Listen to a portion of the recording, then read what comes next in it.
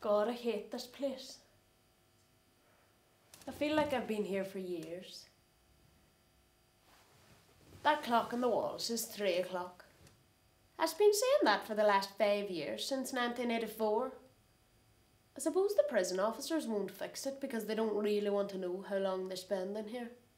So they might as well be criminals for all the time they're inside.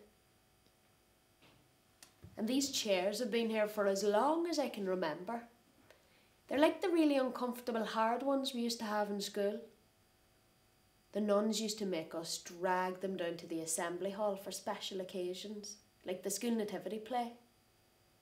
The secondary school always did the passion play. I remember when I was 9 and I went to see my brother, Oren, in the passion play. I actually thought he was Jesus.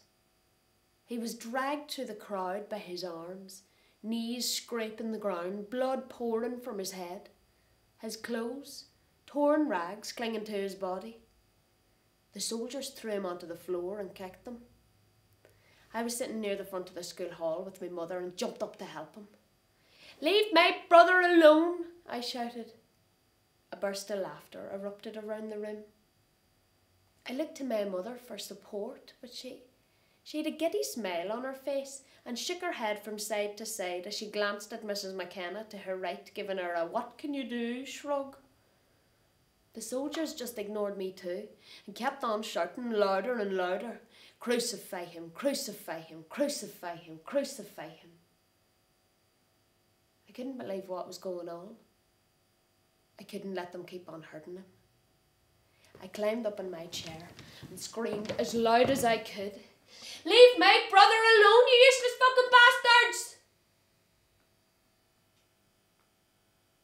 There was a deafening silence. My mother's face turned several shades paler than you'd think was humanly possible. Mrs. Morton, who sat 2 rows behind, had her mouth open and a look on her face like you'd see in a horror movie. Big Marjorie Joe folded her arms and muttered something under her breath. "Well, what would you expect from the likes of them?" Poor Mrs. McKenna had to share in my mother's shame by her proximity to us. She turned her gaze to the floor and endured the crowd inspection silently. "Sit down, Nuala." Speaking through gritted teeth and with a sharp tug, my mother brought me back to my seat. "He's Jesus." And then, in a much louder, posher voice, she said, "And where did you pick up that language?" "Where did I pick up that language? I'm shawing about. Grandad was always calling everyone sons of bastards. Fucking sons of bastards." And they usually all had jam for brains.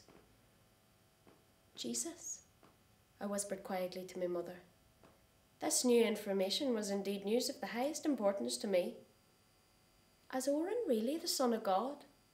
Not one more word out of you, girl. And I never said one more word that night. The soldiers, who'd started giggling, soon got back to their shouting again. "Crucify him, crucify him, crucify him."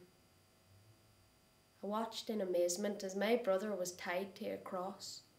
Screws as big as wine openers were nailed into his hands and a crown of thorns pushed onto his head. The letters I-N-R-I were written on a big piece of card that was hung round his neck. I remembered seeing the letters on a picture of Jesus hanging on the wall in school, but what did they mean?